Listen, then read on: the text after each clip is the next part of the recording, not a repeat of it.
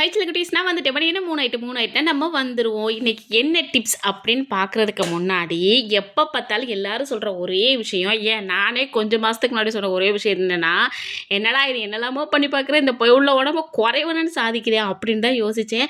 அதுக்கப்புறம் தான் தெரிஞ்சிச்சு அது சாதனை பிடிக்கிறதுலேயும் ஒரு விஷயம் இருக்குது அப்படின்னு சொல்லிட்டு, அது என்னலாம் அப்படிங்கிறத நான் இன்றைக்கி வந்து சொல்ல வந்திருக்கேன். ஸோ வீடியோ வந்து ஸ்கிப் பண்ணாமல் பாருங்கள். வீடியோ உங்களுக்கு ரொம்ப ரொம்ப யூஸ்ஃபுல்லாக இருந்துச்சுன்னா லைக்கிங் சப்ஸ்கிரைபும் பண்ணிக்கோங்க, ஷேர் பண்ணிக்கோங்க, உங்களோட ஃப்ரெண்ட்ஸுக்கும் தெரியட்டும். சரியா?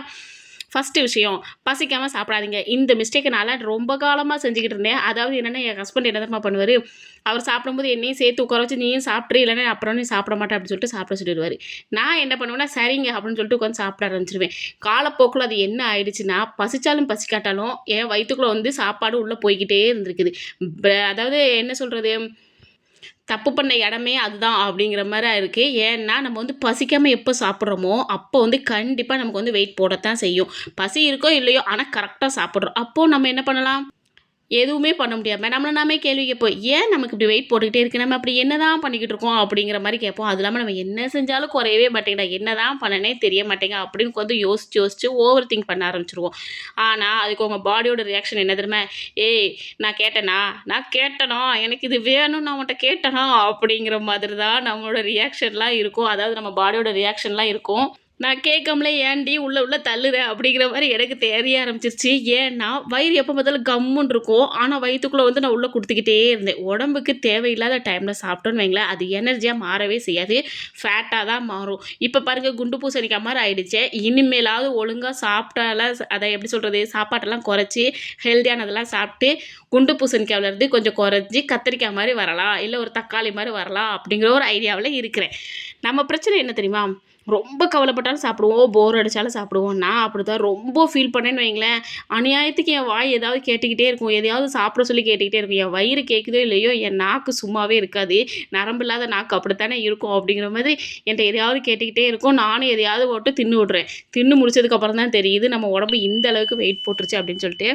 ஒரே விஷயம் என்னென்னா, பசிக்காமல் சாப்பிடக்கூடாது. இதை ஃபாலோ பண்ணால் போதும், பாதி பிரச்சனை சால்வ் ஆயிடும். 2வது, உடல் உஷ்ணம் அதிகமாக இருந்தால் டயர்ட் ஃபீல் வரும், ஸ்கின் ப்ராப்ளம்ஸ் வரும், மன உளைச்சல் இருந்தாலும் கண்டிப்பாக தூக்கத்தை வந்து கெடுக்கும். உடல் உஷ்ணத்துக்கு என்ன பண்ணணும், கண்டிப்பாக வீக்லி 3 நாளாவது கண்டிப்பாக குளிச்சிருங்கம்மா. குளிக்கும்போது எண்ணெய் கண்டிப்பாக வச்சுக்கோங்க. முடி வளரவே மாட்டேங்குது, எப்போ பார்த்தாலும் முடி கழியுது, வெட் ஹேராக இருக்குது, அதாங்க ட்ரை ஹேராக இருக்குது அப்படின்லாம் சொல்லுவாங்க. பார்த்தா அவங்க ஆயிலுக்கும் அவங்களுக்கும் எதிரி மாதிரி இருப்பாங்க. அப்படி இருக்காதீங்க, கண்டிப்பாக எண்ணெய் வைங்க. வாரத்துக்கு ஒரு 3 நாளாவது பெருவரலை சுற்றி நல்லெண்ணெய் வைங்க. இல்லைன்னா விளக்கெண்ணெய் பெஸ்ட்டு மெடிசன் அப்படின்னு சொல்லுவேன். விளக்கெண்ணெய் வந்து தொப்புளில் வைக்கிறீங்களோ இல்லையோ, பெருவரலில் வச்சு பாருங்கள், உடம்புல இருக்க உஷ்ணம் எல்லாத்தையுமே குறைச்சிரும். உடல் உஷ்ணம் குறைஞ்சிட்டாலே நமக்கு வந்து கருவளையம் கண்டிப்பாக வராது, ஃபேஸை பார்க்க நல்லா க்ளோயிங்காக இருக்கும், பிம்பிள்ஸ் எதுவுமே வராது. ஏன் நமக்கு பிம்பிள்ஸ் வருது, நம்ம வந்து உடல் உஷ்ணம், அதாவது ரொம்ப சூடு, அதிக சூடு காரணமாக, அதிக ஆயில் காரணமாக தான் நமக்கு வந்து பிம்பிள்ஸே வர ஆரம்பிக்கும். கருவளையம் எதனால் வருது, இதனால் மட்டும்தான். ஸோ இதெல்லாம் சரியாகணும்னா உடல் உஷ்ணத்துக்கு நம்ம வந்து எண்ணெய் தேய்ச்சி கண்டிப்பாக குளிச்சாகணும். அப்புறம் இந்த உடல் சூட்டை தெளிக்கிற சாப்பாடெலாம் இருக்குது பார்த்திங்களா, இந்த கடல் பாசி சாப்பிடலாம், பாதாம் பிசின் சாப்பிடலாம், வாட்டர் மெலன் சாப்பிடலாம். இப்படிலாம் சாப்பிட்டாலே போதும், சரியாயிடும். ஓகேவா? 3வது, உடல் கழிவு. இதுதான்ப்பா மெயின் பாயிண்ட்டு. இதை எதையுமே செய்கிறது கிடையாது, ஆனால் உடம்பு வந்து எனக்கு குறையவே மாட்டேங்குது அப்படின்னு நிறைய செல்லக்குட்டீஸ் வந்து சொல்கிறீங்க. என்ன காரணம், உடல் கழிவு வந்து ப்ராப்பராக வெளியே போய்கிட்டே இருக்கணும். காலையில் எந்திரிச்சோடனே கன்ஃபார்மாக பாத்ரூம் போயிடணும். அது எப்படி போகணும் அப்படின்னு பார்த்தீங்கன்னா, இதை சொல்கிறதுக்கு நான் எந்த விஷயத்தில் வெட்கப்பட போகிறதே இல்லை. ஏன்னா சில பேர் சொல்லுவாங்க, சி இதெல்லாம் இவ வந்து பேசுகிறாளே அப்படின்னு நீங்கள் நினைக்காதீங்க, முகம் சுளிக்காதீங்க. இது வந்து நிறைய பேருக்கு தெரியறதே இல்லை. நல்லா தெரிஞ்சுக்கங்கம்மா, நீங்கள் பாத்ரூம் போகும்போது போய் உட்காந்து முக்கிக்கிட்டு இருக்கக்கூடாது. முக்கி முழங்கி குழந்தை பெற்றுக்கிற பாருங்க கிடந்து முக்கக்கூடாது. நார்மலாக போன உடனே போயிடணும். அப்படி போனால் மட்டும்தான் உங்கள் உடம்புல எந்த பிரச்சனையும் இல்லை அப்படின்ட்டு அர்த்தம்.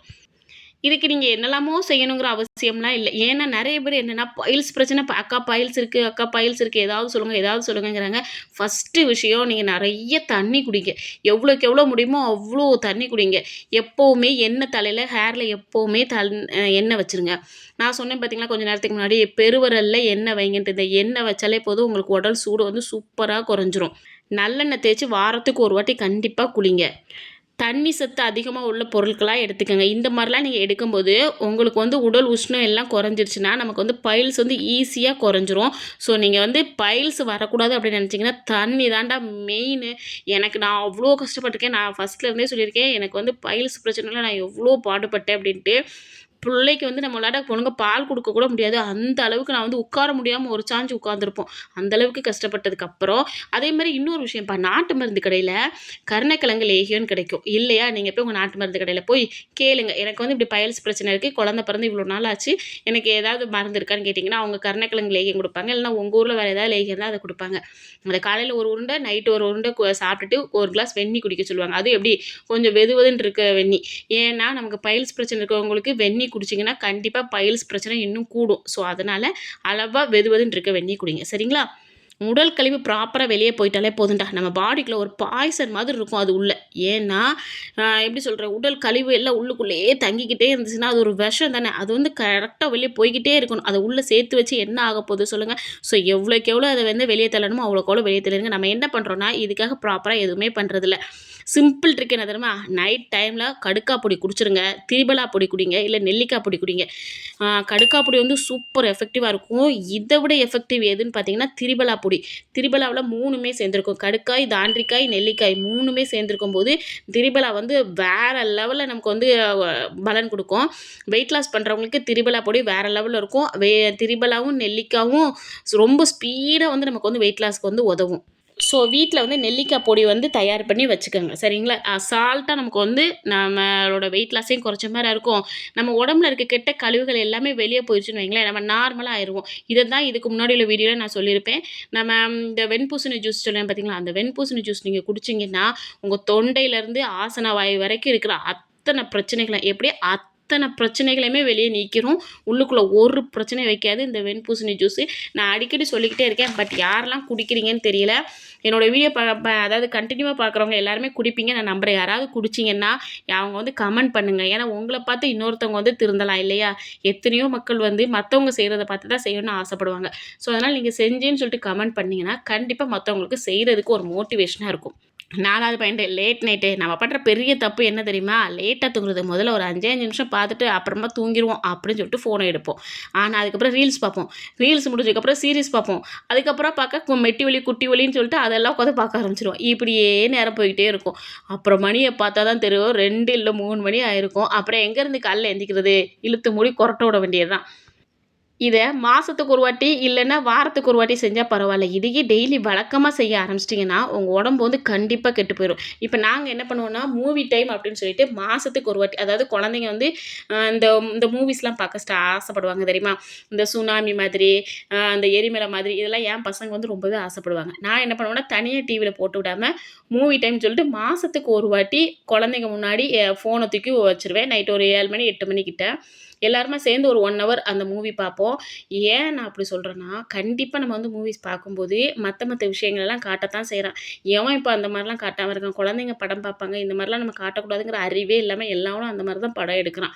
ஸோ எந்த தான் நல்ல படம் இருக்கட்டுமே, கிஸ்ஸிங் சீனு மற்ற சீன்லாம் வரத்தான் செய்யுது. ஸோ அதை அவாய்ட் பண்ணுறதுக்காக நான் பக்கத்துலேயே உட்காந்துக்கிட்டே இருப்போம்.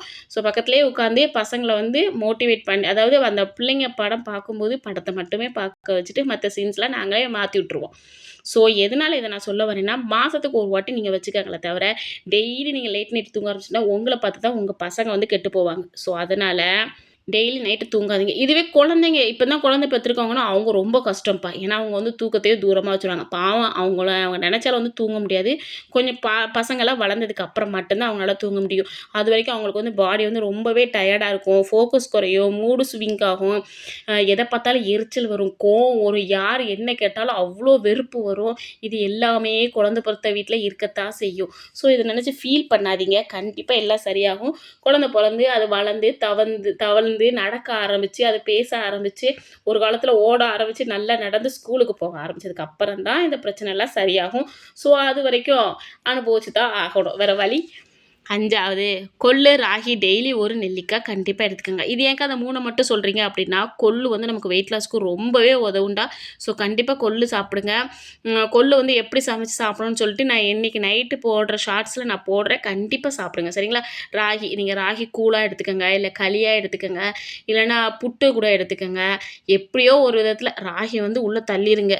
டெய்லி ஒரு நெல்லிக்காய். இது வந்து மாத்திரவே செய்யாதீங்க. என்னோடய பழைய வீடியோவில் சொன்னேன் பார்த்தீங்களா, என் ஃப்ரெண்டு எப்படி சாப்பிட்டு எப்படி இருந்தா அப்படின்னு சொல்லிட்டு. ஸோ அதனால் கண்டிப்பாக ஒரு நாள் டெய்லி இல்லை ஒரு நாளில் டெய்லி ஒரு நெல்லிக்காய் எடுத்துக்கோங்க. ஃபேட் பேர்ன் ஆக கண்டிப்பாக ஹெல்ப் ஆகும். வெயிட் வந்து கண்ட்ரோலாக இருக்கும். பாடி ஹீட்டை வந்து பேலன்ஸ் பண்ணும் இது எல்லாமே சேர்ந்து. இதை நீங்கள் சூப்பாக குடித்தாலும் சரி, இல்லை சுண்டலாக சாப்பிட்டாலும் சரி, இல்லை எப்படியோ ஒன்று. ஆனால் நீங்கள் வந்து டெய்லி கொள்ளு சாப்பிட்டே ஆகணும். இதில் வந்து வெயிட் லாஸ்க்கு உண்டான அவ்வளோ அற்புதமான எப்படி சொல்கிறது பலன்கள் வந்து நிறைய இருக்குது. இதை வந்து நான் என் கண் கூட பார்த்ததுப்பா.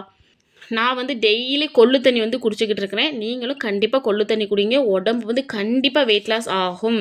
நெக்ஸ்ட்டு ராகி, கால்சியம் ஃபுல்லாக அதிகமாக இருக்குது. எலும்புகள் வந்து ஸ்ட்ராங் ஆகும். உட்காந்தா எந்திரிக்க முடியல, எந்திரிச்சா உட்கார முடியல, படுக்க முடியல, கை கால் நீட்ட முடியல அப்படிங்கிறவங்க டெய்லி ராகி எடுத்துக்கோங்க. ஆனால் ராகி வந்து இனிப்பு போட்டு சாப்பிட்டிங்கன்னா வெயிட் வந்து சும்மா கண்ணா பின்னான்னு ஏறும். இனிப்பு இல்லாமல் உப்பு போட்டு சாப்பிட்டிங்கன்னா நார்மலாக இருக்கும். சரிங்களா? லாங் டைம் ஃபுல்ஃபில் வரும். கண்டிப்பாக நம்ம வந்து சாப்பிட்ட உடனே நல்ல வயிறு ஃபில்லிங்காக இருக்கும். காலையில் ராகி கூழ் குடிச்சிங்கன்னா அன்றைக்கி ஃபுல் டே எனர்ஜி ஃபுல்லாக சுற்றி வருவீங்க. 3வது நெல்லிக்காய். டெய்லி ஒரு நெல்லிக்காய். விட்டமின் சி வந்து ஓவராக இருக்கும். இம்யூனிட்டி ஸ்ட்ராங் ஆகும். ஸ்கின்னு நல்லாவே க்ளோவாகும். சின்னது தான், ஆனால் பவர் வந்து ரொம்ப அதிகம். ஆனால் நம்ம என்ன பண்ணுறோம் தெரியுமா? ஜங்க் ஃபுட்டு, கூல் ட்ரிங்க்ஸு தான் அதிகமாக எடுப்போம். ஆனால் அது வந்து ஹெல்த்தை காக்கும்னு நினச்சிங்கன்னா கண்டிப்பாக கிடையாது. ஸோ சின்ன டிப்ஸ் மட்டும் தான்ப்பா சொல்லியிருக்கேன். வீடியோ பிடிக்கும் நம்புறேன். இந்த குட்டி டிப்ஸ் எல்லாம் நீங்கள் வந்து கண்டிப்பாக ட்ரை பண்ணி பாருங்கள். ட்ரை பண்ணி பார்த்துட்டு இதெல்லாம் எனக்கு கரெக்டாக இருந்துச்சுக்கா, இதெல்லாம் நான் எடுத்துக்கிட்டு இருக்கேன், இல்லை இந்த டிப்ஸ் இது மட்டும்தான் எனக்கு பொருந்தது அப்படின்னு சொல்கிறவங்க கண்டிப்பாக அது என்ன டிப் அப்படின்னு சொல்லிட்டு கமெண்ட்டில் சொல்லுங்கள். ஏன்னா நானும் நிறைய டிப்பாக போட்டுக்கிட்டே இருக்கேன். யாரும் எதுவுமே கமெண்ட் பண்ணுறதில்ல. கமெண்ட்டில் சொல்லுங்கள் எது கரெக்டாக இருக்கும், எது தப்பாக இருக்கும்னு சொல்லிட்டு நானும் தெரிஞ்சுக்கிறேன். வீடியோ பிடிச்சா லைக் பண்ணுங்கள், ஷேர் பண்ணுங்கள், கமெண்ட் பண்ணுங்கள், சப்ஸ்கிரைப் பண்ணுங்கள். டாட்டா பாய்மா. இதே மாதிரி இன்னொரு வீடியோவில் நான் உங்களை வந்து பார்க்குறேன்.